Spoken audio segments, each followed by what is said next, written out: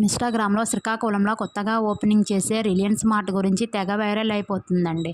ఎలా ఉంటుందో చూద్దామని చెప్పి మేము గూడా వెళ్ళామండి. కొత్తగా ఓపెన్ చేశారు కదా! ఫుల్ రష్ ఉంటదనుకున్నాను. కానీ అలా ఏం లేదండి. నార్మల్‌గానే ఉంది.